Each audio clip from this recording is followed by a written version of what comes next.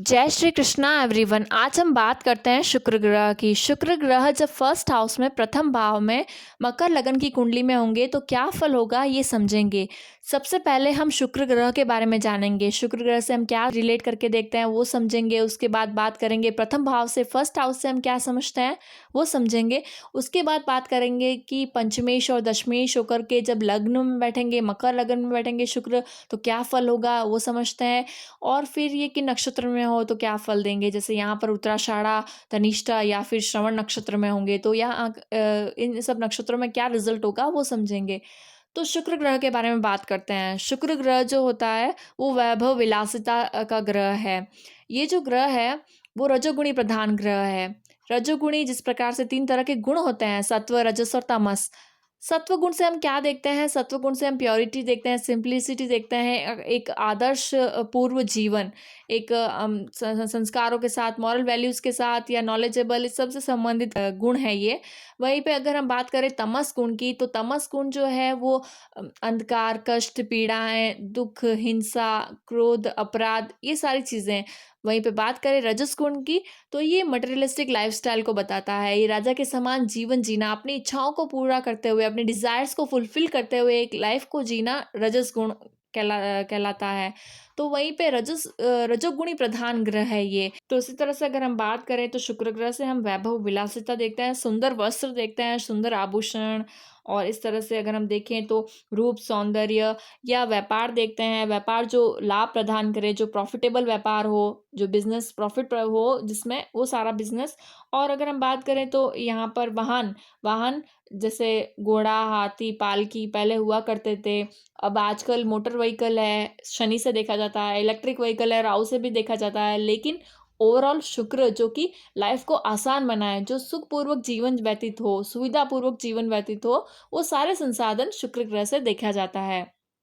तो हम वाहन देखते हैं, और फर्टिलिटी से संबंधित भोग विलास और सांसारिक सुख, ये सब देखा जाता है। संगीत, कला, ये भी देखा जाता है। मनोरंजक जो व्यवसाय होते हैं, जो सारा का सारा इंडस्ट्री है जिसमें ये आर्ट, एक्टिंग और कला और सबसे संबंधित जो भी संगीत, कला, सारा शुक्र ग्रह के अंतर्गत आता है।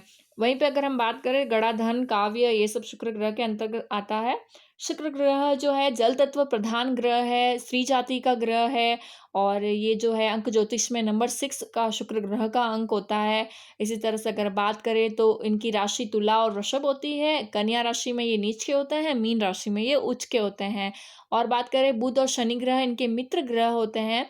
सूर्य, चंद्रमा शत्रु ग्रह होते हैं। वहीं पे बृहस्पति और मंगल न्यूट्रल है, ना ही शत्रु ना ही मित्र। तो अब हम बात करते हैं प्रथम भाव की। प्रथम भाव से हम क्या देखते हैं? देखिए, फर्स्ट हाउस जो होता है वो जातक हो या जातिका, उनका पर्सनैलिटी बताता है। ओवरऑल पर्सनैलिटी, कद, काठी, वर्ण, आकृति, उसके अलावा स्वभाव भी, यानी कि फिजिकल एट्रीब्यूट्स के साथ साथ साइकोलॉजिकल एट्रीब्यूट्स भी फर्स्ट हाउस बताता है। इसके अलावा समाज में प्रतिष्ठा क्या है, समाज कैसा देखता है जातक को, वो भी बताता है फर्स्ट हाउस। वहीं पर बुद्धि, यश, मान, सम्मान, ये सब देखा जाता है प्रथम भाव से। कभी कभार आयु का विचार भी प्रथम भाव से किया जाता है। तो इस तरह से हम ये सब देखते हैं प्रथम भाव से। अब बात करते हैं हम मकर लगन की कुंडली में शुक्र जब प्रथम भाव में होंगे तो क्या फल देंगे। देखिए, मकर जो राशि होती है शनि की राशि होती है। शनि और शुक्र की जैसे मित्रता होती है, मैंने अभी बताया था शुक्र का इंट्रोडक्शन के टाइम। तो शनि का मित्रता होने के कारण और शुक्र का जो पंचम भाव लेने के कारण, और वृषभ राशि जो रही है पंचम भाव में आ रही है, तुला राशि जो आ रही है वो दशम भाव में आ रही है जहाँ 7 लिखा हुआ है। तो यहाँ पर इस तरह से पंचमेश और दशमेश होकर के लग्न में बैठे हैं, तो बहुत ही योग कारक स्थिति है ये शुक्र की। यहाँ पर शुक्र बहुत फेवरेबल है जातक के लिए, लग्न में बैठे हैं, बहुत फेवरेबल है। तो इस तरह से यहाँ पर पंचम भाव से हम क्या देखते हैं? पंचम भाव से हम देखते हैं कि संतान देखते हैं, विद्या देखते हैं, जो आराध्य देव है, इष्ट देव है, वो देखते हैं, प्रेम देखते हैं। तो इस तरह से यहाँ से ओवरऑल ये सारी चीज़ों में जातक श्रेष्ठ लाभ पाता है। विद्या, बुद्धि, ज्ञान इन्हें होता है, संतान का लाभ होता है, और आप कह सकते हैं कि यहाँ पे इससे रिलेटेड चीज़ों में जो और मैंने बताया वो सभी में सफलता मिलती है या श्रेष्ठ लाभ होता है। दशमेश की बात करें, दशमेश होकर के लग्न में बैठे हैं, तो यहाँ पर ये पिता से, राज्य से, व्यवसाय से इन्हें सफलता मिलती है, इन्हें सपोर्ट मिलता है। उसी तरह से अगर हम बात करें तो कर्म का भाव है ये अगर व्यवसाय करें साझेदारी के साथ, पार्टनरशिप के साथ या ऐसे खुद का अपना अलोन व्यवसाय करें तो भी उसमें ये सफलता प्राप्त करते हैं। और अगर कोई अन्य काम कर रहे हो तो उसमें भी यह सर्वश्रेष्ठ पद पर होते हैं। जैसे यदि जो शुक्र ग्रह है वो जैसे शनि के राशि में बैठे हैं और शनि का प्लेसमेंट यहाँ पर शनि की प्लेसमेंट कहीं पर भी हो, शनि की दृष्टि शुक्र पर हो तो भी ये फेवरेबल है। जातक को थोड़ा गंभीर बनाएगा, एक अच्छा लुक जैसे शुक्र देते हैं, पर्सनालिटी अच्छी देते हैं, एक अच्छा अट्रैक्टिव लुक देते हैं और ये वैभव विलासिता से संबंधित ग्रह है तो वो सारी चीज़ें देते हैं। लेकिन शनि की दृष्टि पड़ने से थोड़ा गंभीर जातक होता है अगर दृष्टि पड़ रही है कहीं से। तो और अगर तुला राशि में बैठे हैं शनि ग्रह तो यहाँ पर जो है हाउस रिप्लेसमेंट हुआ है। शुक्र के घर में शनि बैठे हैं और शनि के घर में शुक्र बैठे हैं। जहाँ 7 लिखा हुआ है वो तुला राशि है जो दशम भाव है। तो ये बहुत फेवरेबल कंडीशन है। यहाँ पे जातक बहुत ही उच्च पद को प्राप्त करता है। कौन से भी क्षेत्र में हो ये सफल होता है। उसी तरह से अगर हम बात करें और तो ये ओवरऑल बहुत ही अच्छा प्लेसमेंट है। यहाँ पर दृष्टि जो शुक्र ग्रह की है वो सप्तम दृष्टि होती है जो कि कर्क राशि पर आ रही है। 4 जहाँ लिखा हुआ है सप्तम भाव व्यवहार का भाव होता है, साझेदारी के साथ व्यवसाय का भाव होता है, सामंजस्य के साथ जीवन जीने का भाव है। तो यहाँ पर ओवरऑल यहाँ से रिलेटेड चीज़ों में फेवरेबल अच्छा फल प्रदान होता है। मैटर करता है कि जो चंद्रमा का घर है उसमें कोई ग्रह बैठे हैं क्या, या फिर इस तरह से अगर कोई ग्रह बैठा है तो उस पर भी डिपेंड करता है। लेकिन ओवरऑल फिर भी ये बहुत फेवरेबल कंडीशन होती है यहाँ पर शुक्र ग्रह की दृष्टि। एक अच्छा जीवन होता है इनका, वैवाहिक जीवन।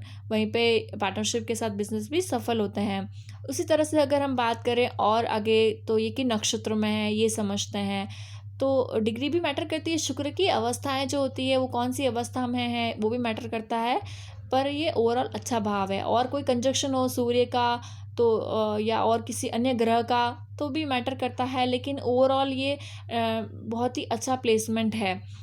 बात करें अगर हम कौन से नक्षत्र में हैं तो या तो ये उत्तराषाढ़ा नक्षत्र में होंगे या धनिष्ठा नक्षत्र में होंगे या श्रवण नक्षत्र में होंगे।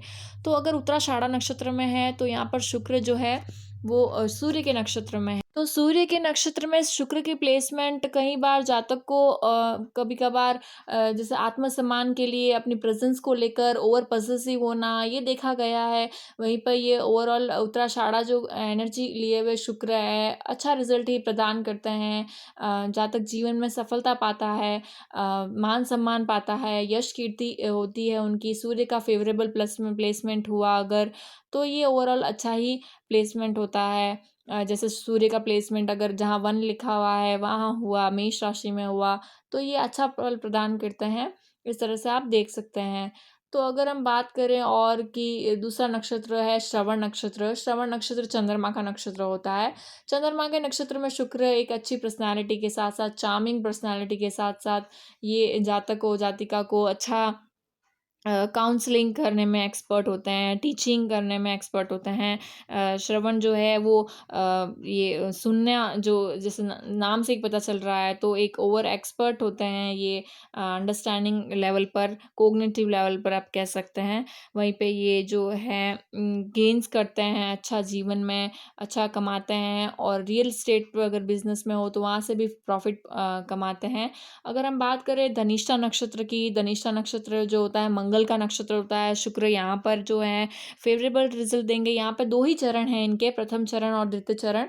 तो अगर हम बात करें प्रथम चरण में द्वितीय चरण की तो यहाँ पर द्वितीय चरण थोड़ा-सा नेगेटिव होगा क्योंकि यहाँ पर क नवमांश कुंडली में जब हम देखेंगे तो यहाँ पर कन्या राशि में चला जाएगा शुक्र। तो यहाँ से इसलिए इस कारण से यहाँ पे थोड़ा-सा 30 के बाद या काफ़ी बड़ी एज के बाद ये थोड़ा प्रॉब्लमेटिक देखा जाएगा, थोड़ा-सा वो भी ज़्यादा नहीं।